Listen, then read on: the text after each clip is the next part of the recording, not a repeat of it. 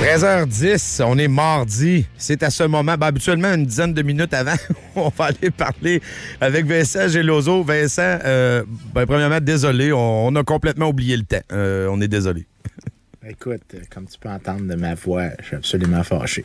Ouais, et c'est les dangers de la radio, de Radio X, c'est-à-dire on nous donne toute la liberté, fait qu'on se pend toujours avec notre propre corde, fait que c'est ça qui arrive. Mais quand même, discutons ensemble de...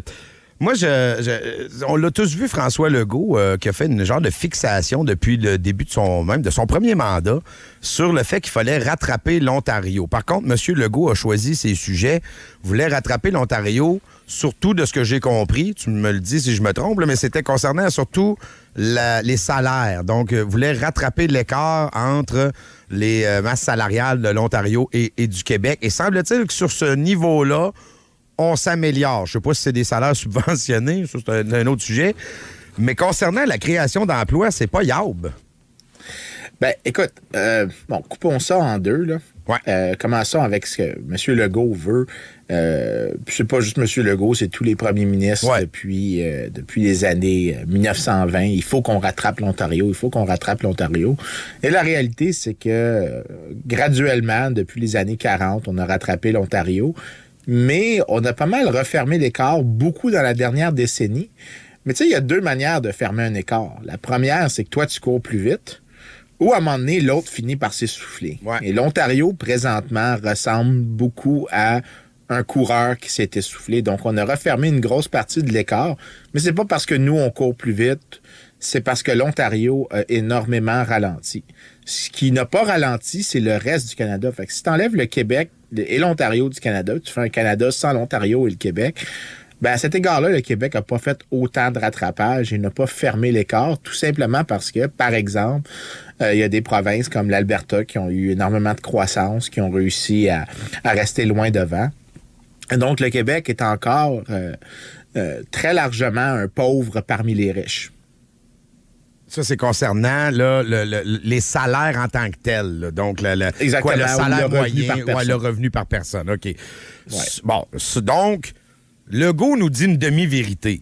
Mais pourquoi Legault ouvre pas sur tout ce qui a un rapport avec l'emploi, la création d'emplois, la productivité, le ci, le ça? Il focus juste sur le salaire moyen par personne. Pourquoi c'est politique, j'imagine? C'est là que je suis un peu obligé et ça me fait très mal au cœur parce que tu sais à quel point j'ai beaucoup de respect pour les gens de la classe politique. Je dois défendre le premier ministre ici. Les chiffres qui sortent sur l'emploi, les gens disent le Québec n'a pas eu beaucoup de création d'emplois. C'est tout à fait possible qu'on ajoute très peu d'emplois si déjà on est au plein emploi. Donc, tu sais, si t'es déjà proche, puis on va exagérer pour les fins de la cause, t'es déjà à presque 100% de gens qui ont un emploi, ben tu peux pas vraiment ajouter des emplois nouveaux. Tu peux pas en créer des nouveaux, tout simplement parce que le taux d'emploi est déjà au maximum. Mais là, le Québec, le taux de chômage a remonté quand même là, depuis un an à peu près, là?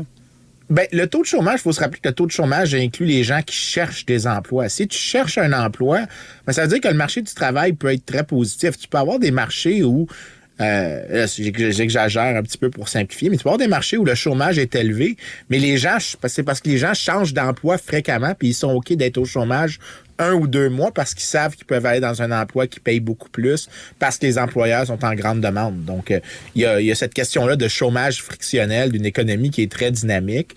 Là, il faut décortiquer tout ça, mais ici, le Québec est quand même, depuis maintenant, peut-être 5-6 ans, une des places qui a le taux d'activité. Puis le taux d'activité, ça inclut toute forme de gens qui cherchent des emplois et ceux qui ont un emploi temps partiel et temps plein.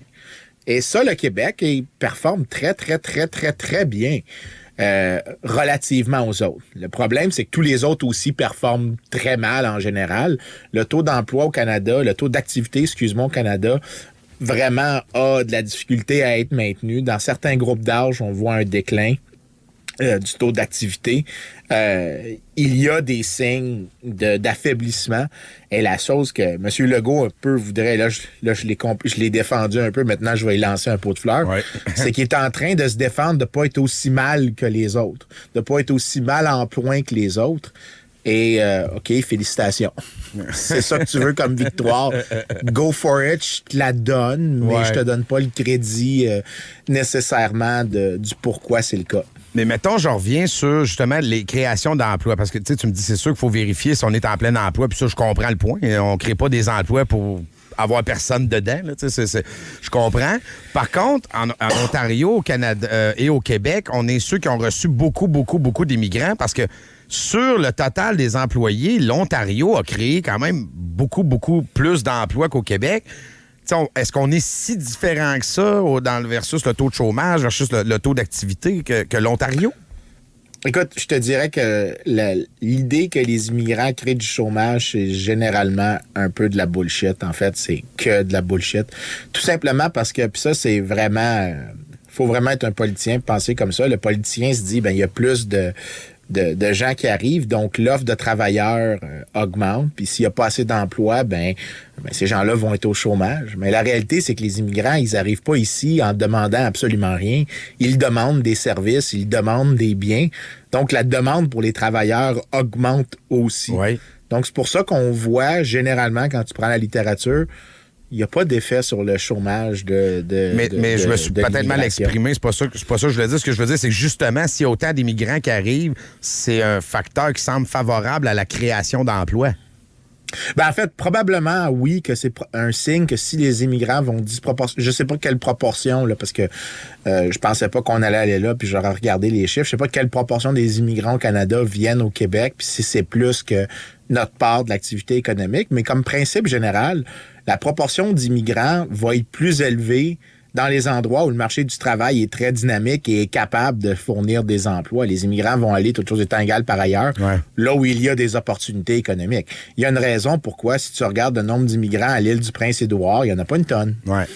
Il n'y a pas une tonne d'activité non économique. Non. Mais ma question, c'est... Est-ce que... Rien contre l'île du Prince-Édouard. Il y a une raison pourquoi elle perd du monde. C'est tranquille, c'est bucolique, puis c'est pas ça que c'est le fun, l'île du Prince-Édouard.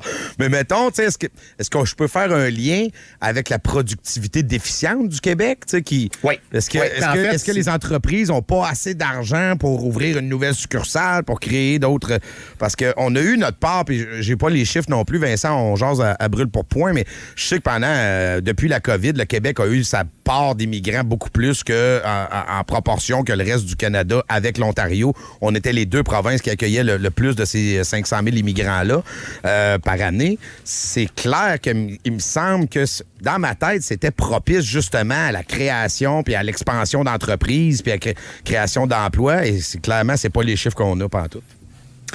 Écoute, quand tu dis ce qu'il faut qu'on regarde, c'est la productivité, tu sais pas à quel point tu as raison. Non. C'est la seule chose qu'on devrait regarder. Parce que si on voulait juste créer des emplois, puis c'est le lubie de tous les politiciens, surtout depuis qu'ils ont dans la tête au Québec ce que Robert Bourassa avait dit, je promets 1 million d'emplois. Puis là, ils sont tous, j'aimerais ça répéter ça. Mais si je peux garantir à tous les Québécois d'avoir un emploi, toutes les routes dorénavant devront être construites avec des cuillères. Je te garantis le plein emploi, mais on va tous être pauvres. Ouais. En fait, l'emploi n'est pas une garantie. En fait, il faut comprendre que l'emploi, c'est un coût. L'emploi, c'est le coût que tu dois prendre pour toi pour acheter les biens et services que tu veux avoir en produisant soit par toi-même comme entrepreneur ou en produisant pour une autre personne. Le moins on doit travailler pour acheter la même quantité de biens et services, le mieux c'est. C'est ça la productivité. Ce qu'on veut, c'est de la productivité. Et sur ça, le Québec est très clairement est toujours une société qui tire de l'arrière. Donc, le Québec, dépendant de la méthodologie, peut tirer entre 15 et 20 % derrière l'Ontario et beaucoup plus face à, par exemple, l'Alberta ou la Colombie-Britannique. Le Québec demeure une société qui a relativement peu de croissance de productivité. En fait, depuis 2000, le Québec puis l'Ontario ont à peu près la même croissance de productivité, c'est-à-dire que ça reste un écart plus ou moins constant au titre de la productivité. Il n'y a pas de tendance au titre de la productivité sur le long terme entre le Québec puis l'Ontario. Il y a toujours un écart qui persiste. Puis la raison, c'est qu'on décourage énormément l'entrepreneuriat au Québec, on décourage énormément l'investissement. On a en plus avec... Parce qu'on a plusieurs types de taxation qui sont très nocives au Québec. De un, on taxe énormément la masse salariale, donc ça réduit la quantité, ça réduit la demande d'emploi de un. Fait que, tu sais, au Québec, pour payer quelqu'un 40 000 en réalité, un employeur doit dépenser à peu près 50 000 en dépenses totales pour plaire au gouvernement. Ça, c'est sans inclure les coûts de formation puis tout ça. C'est juste l'aspect des regulatory compliance, donc de se plier à la réglementation, plus les taxes sur la masse salariale. On taxe énormément le revenu des entreprises, des sociétés, et finalement, on réglemente massivement, empêchant des entrepreneurs qui ont des idées innovantes ou qui veulent adopter des pratiques d'ailleurs qui seraient très, très productives au Québec, ne peuvent pas les adopter. Donc, ce que tu fais, c'est que tu as une économie qui est beaucoup moins dynamique parce qu'elle n'est pas capable de faire des investissements qui stimuleraient la productivité. Le Québec est le champion, en fait, au Canada depuis, je dirais, 2003, de choisir systématiquement les pires politiques publiques possibles.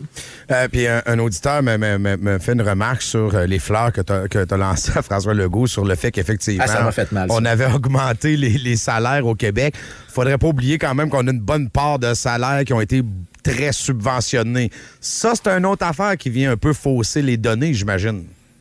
Oui, en fait, là, écoute, tu m'amènes dans des places où j'ai jamais eu un journaliste de Radio-Canada qui a pu me poser des questions comme ça, fait que c'est tout à ton honneur, ou du moins, j'ai mis la barre très basse. Je pense que écoute, c'est dur pour moi de faire que des compliments. Mais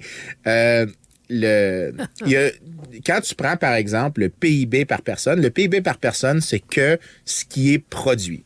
Mais on a d'autres mesures, comme par exemple le revenu disponible par personne. Ça va inclure des transferts qui sont faits entre les provinces. Donc, si tu prends l'écart du PIB entre le Québec et le reste du Canada, l'écart est très, très grand.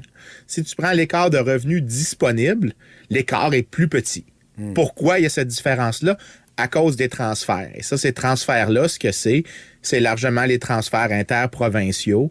Donc, la péréquation, mais aussi du fédéral, le TCS, le TCPS, qui, en fait, booste, à toute fin pratique, le revenu personnel disponible par personne. Et donc, ce que tu as, c'est que les gens, souvent, puis en fait, c'est ça que tu vas voir souvent qui va se passer comme argument. Je me souviens, par exemple, quand Jean-François Lisée était chef du Parti québécois, il avait dit en campagne que le Québec avait fermé l'écart avec l'Ontario au complet. Et c'était parce qu'il citait le revenu disponible par personne qui tient compte de ces transferts-là. Et tu avais M. Legault dans le même débat qui disait le contraire parce que lui citait le PIB per capita. Ouais. Puis là, il a changé son fusil d'épaule. Ça, c'est la nature même de la bête. C'est extraordinaire. C'est incroyable. Hey, merci, Vincent. Écoute, je sais que tu avais un autre sujet, puis le pire, c'est que je le trouvais très, très intéressant, très pertinent, parce que c'est des affaires qu'on entend tout le temps. Mais c'est quoi, au pire, on se le garde pour la semaine prochaine, si tu le veux bien. Ouais. Parce que je m'excuse encore, on a pris un peu de retard. Fait qu'on va arrêter ça là. Bonne discussion. Merci beaucoup. Et bonne semaine. Toujours un plaisir. Salut.